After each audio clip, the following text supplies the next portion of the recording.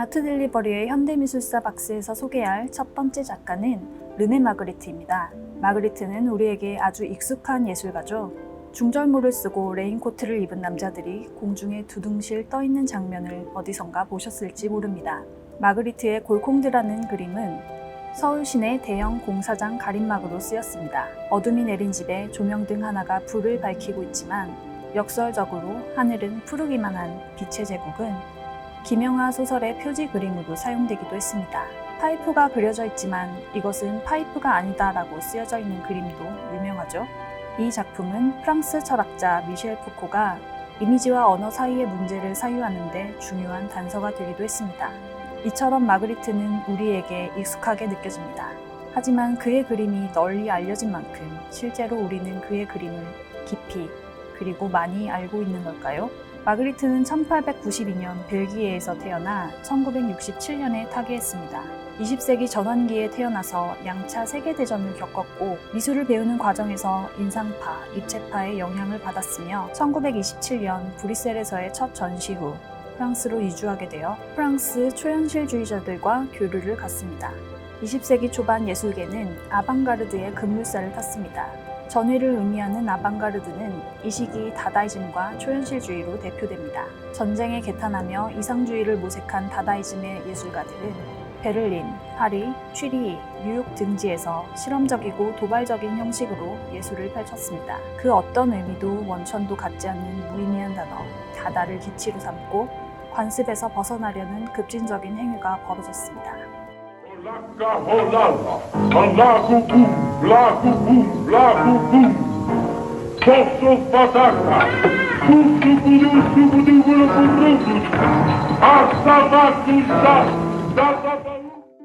초현실주의는 다다이즘이 지닌 태도를 계승하여 이성 중심의 세계관에 의문을 제기했습니다. 1924년 초현실주의자들은 초현실주의 혁명이라는 정기 간행물을 발간하고 초현실주의 선언을 통해 자신들의 입장을 널리 알립니다. 앙드레 브루통, 아라공, 필리포 스포, 폴 엘루야르 등의 작가들이 모여 집단적인 활동을 펼칩니다. 초현실주의는 불어로 슈르 레알리즘입니다. 슈르는 상위에 혹은 초월에 있다는 의미인데요. 초현실주의는 우리의 사고가 이성에 지배받지 않는다고 믿었습니다. 얼마든지 자유로운 연상을 통해서 경이로워질 수 있다고 확신했습니다. 이들은 꿈과 우연, 환영과 환상의 중요함을 공유하고 예기치 않게 발견된 오브제나 낯선 것들끼리의 우연한 만남에 관심을 기울였습니다. 자동기술법을 사용하며 통제되지 않은 상황 속에서도 작품이 도출될 수 있다고 생각했으며 공동작업도 시행했습니다. 성적 억압에 대해 저항하기도 했습니다. 이들 속에서 마그리트는 어떤 위치에 서 있었을까요? 마그리트 작가 인생의 출발점에서 가장 중요한 순간은 1920년대 초중반 사랑의 노래라는 조르주 데 키리코 작품과의 만남입니다. 아폴로 석고상의 머리 부분, 외과 의사용 고무장갑과 초록색 공이 그려진 이 작품을 접한 마그리트는 깊은 감동을 받습니다. 그림을 하나의 시라고 받아들이고서 시가 회화를 주도할 수 있음을 키리코로부터 발견했기 때문입니다. 마그리트의 일대기에 대해 논문을 쓴 수지 게블릭은 마그리트가 키리코로부터 회화가 회화 이외의 것을 이야기하기 위해서 제작될 수도 있다는 것을 배웠다고 합니다. 1925년경 마그리트는 지금 이 순간부터 오직 눈에 보이는 디테일만으로 사물을 그리겠다고 결심하게 됩니다. 친근한 이미지를 사실적으로 그리면서도 눈에 보이는 것들은 그렇지 않은 것보다 많은 부분을 감추고 있다는 것을 확신하게 된 것입니다. 1938년 자전적 강연 생명선에서 마그리트는 이 시기를 진짜 세상에 의문을 던지기 위한 새로운 방법을 모색했던 시기로 회고합니다. 흔히 우리는 마그리트의 그림을 초현실적이라고 표현하고 마그리트를 초현실주의 운동에 묶어서 생각합니다. 그러나 마그리트만큼 현실과 밀접한 이미지를 사용하면서도 초현실주의 운동에서 독립적인 경우는 흔치 않습니다. 마그리트의 도록을 출간한 로버트 휴즈는 다소 극단적으로 마그리트를 초현실주의의 한가운데서 무감각과 무신경 그 자체였다고 평가합니다. 마그리트는 충격과 도발보다는 대단히 현실적인 이미지들을 통해서 사람들이 현실에 대해 생각하는 방식에 의문을 갖기 원했습니다. 마그리트의 묘사적인 방식은 자동주의에 의거한 초현실주의자들과 동떨어져 있었습니다. 따라서 초현실주의자들과 서로의 활동을 깊이 이해하지 못하였고 초현실주의자들을 이끌던 브루톤과 1929년 소원해져서 1930년 파리를 떠나 벨기에로 다시 돌아오게 됩니다. 마그리트에게 파리에서의 3년은 초현실주의자들과의 교집합이지만 그의 실천은 다른 방향으로 향합니다. 리얼리티 이상의 세계에서 절대적 리얼리티를 찾으려는 초현실주의의 많은 작품들이 실상 낯설게 느껴지는 데 반해서 마그리트의 작품은 우리가 흔히 생각하는 낯익은 리얼리티에 가깝게 느껴집니다. 바로 이 친밀함이 그에게 다가서는 열쇠이지만 보이는 것만으로 그 문을 열기는 쉽지 않습니다. 마그리트는 마치 철학자처럼 그림으로 철학을 시각화하려고 노력했습니다. 그 스스로 작품의 유일성과 독창성에 대해서 우습게 생각한 바 있듯이 그림에 등장하는 토막난 신체, 나뭇잎, 알, 새, 사과, 돌 등의 오브제는 여러 방식의 반복적 배치를 통해 관습적인 연관관계에서 이탈합니다. 한 예로 1925년 제작한 길 잃은 기수에 등장하는 기수와 말, 난간기둥은 이후 여러 차례 변주됩니다. 작품 속 이미지들은 작가 세계 전반에 걸쳐 빈번하게 반복되고 변화하면서 파생됩니다. 또한 세계로 난 창과 종종 그 창을 대신해서 등장하는 캔버스, 창 대신 선택한 문, 도려내어진 오브제 자리에 풍경이 펼쳐지면서 세상의 안과 밖, 그림의 안과 밖이라는 인식의 이분법을 깨트립니다. 우리가 그의 그림을 보면 무엇이 그려져 있는지 금방 알 수 있습니다. 그러나 왜 그려져 있는지에 대해서는 알쏭달쏭합니다. 마그리트는 이렇게 말합니다.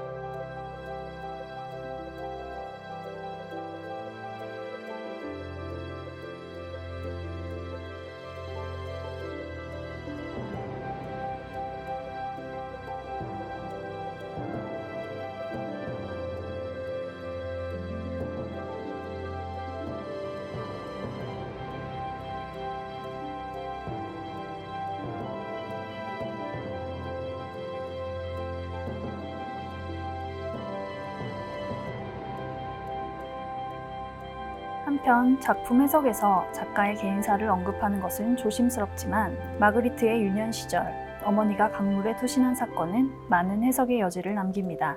1912년 그가 14살이던 시기에 벌어진 이 사건에 대해 마그리트는 그녀의 시신을 찾았을 때 그녀의 잠옷이 얼굴 부분을 휘감고 있었다.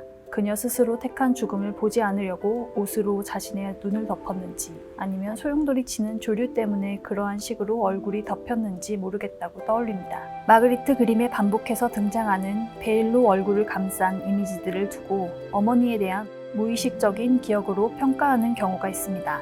개인적 기억의 한 지점으로 수렴해서 작품의 의미를 생각해 볼 수도 있지만 베일에 덮인 얼굴은 우리에게 신비감과 공포, 사람 사이에 놓인 심연을 생각하게 합니다.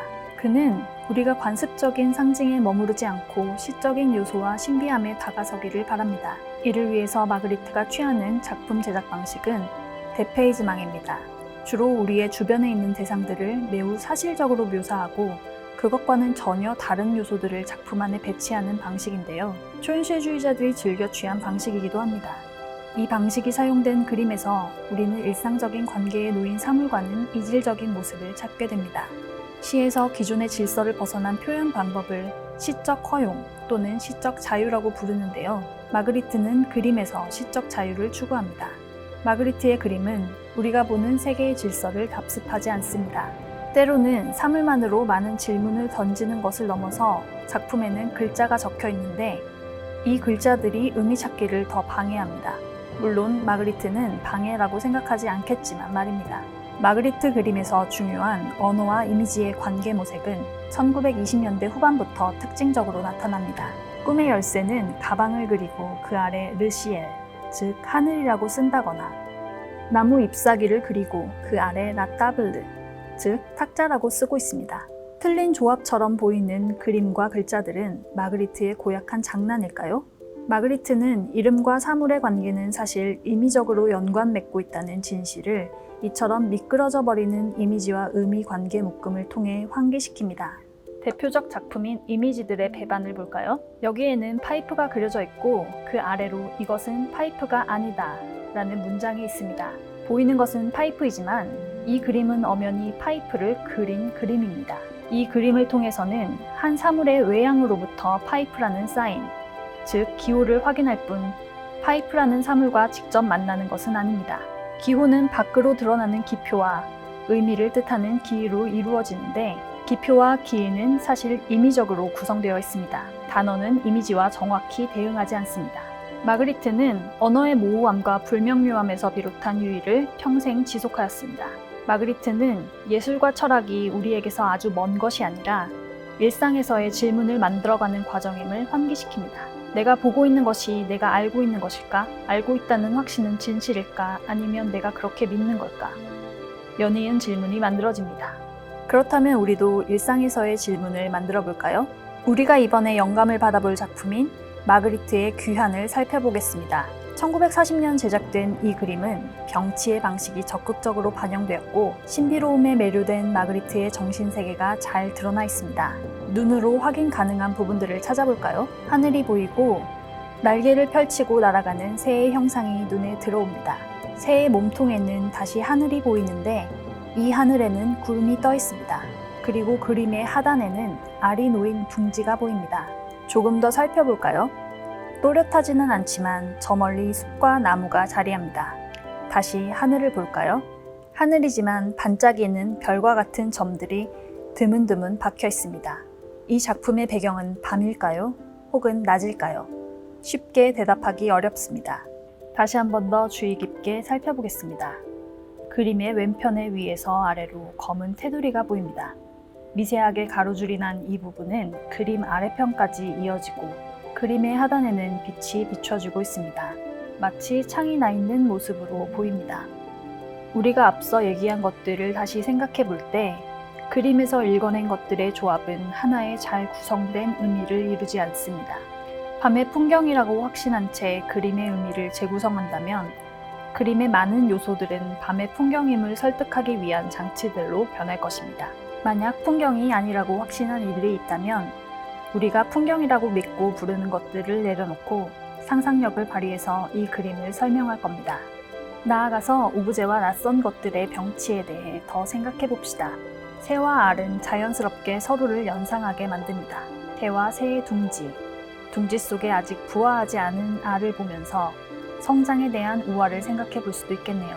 그림 속의 새는 둥지 속 알들의 어미새일까요? 앞에서 우리는 그림 속에서 창을 찾았는데요. 이 창이 그림 속에서 그림의 실내와 그 너머의 풍경을 나누고 있었습니다. 그렇다면 다시 한번 하늘의 새를 바라보세요. 새의 몸은 마치 하나의 창처럼 밝고 푸른 하늘을 보여주는 통로가 되고 있습니다. 보이는 세계 너머 꿈꾸는 세계를 새의 몸을 통해서 활짝 열어주는 걸까요? 혹은 이 창 너머가 우리 마음의 심연일지도 모릅니다. 새와 알이 연결되어 있다는 관념은 생각했던 것보다 확고하지 않습니다. 오브제와 오브제의 배치는 약속보다 배반을 위한 장치가 되기도 합니다. 새와 알의 자리에 우리는 또 다른 나만의 약속과 나만의 배반을 만들 수 있습니다. 다시 마그리트의 말을 떠올려 볼까요? 눈에 보이는 것들은 그렇지 않은 것보다 많은 부분을 감추고 있다. 어떤가요? 이제 마그리트의 말에 실감나시나요? 대페이지망이라는 기법을 주로 우리의 주변에 있는 대상들을 매우 사실적으로 묘사하고 그것과는 전혀 다른 요소들을 작품 안에 배치하는 방식으로 일상적인 관계에 놓인 사물과는 이질적인 모습을 찾게 만드는 방식이라고 설명합니다. 이 설명은 복잡하고 어렵게 느껴지지만 마그리트의 귀환을 보고 읽고 생각해보면서 품은 많은 느낌과 생각은 바로 이 대페이지망 기법으로부터 비롯합니다.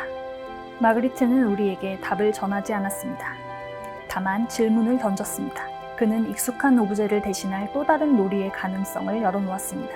그러니까 이제 우리도 시적 요소를 끌어들여 이미지의 신비함을 만들어낼 수 있습니다. 낯선 요소가 없는 마그리트의 귀환이 어느새 낯설어지듯 우리도 우리 현실에서 만나는 일상의 사물을 그림 속의 새 대신, 둥지 대신, 알 대신에 그려서 시적 놀이를 해보고 신비함을 부여해보면 어떨까요? 마그리트는 예술을 특별한 것이 아닌 우리의 세계에서도 충분히 출발할 수 있다는 희망을 전합니다. 그렇다면 우리의 세계로 귀환하여 우리도 우리의 소망과 관계에 대해 생각해 봅시다. 한 걸음 더 나아가서 직접 창작해보면 더 좋겠습니다.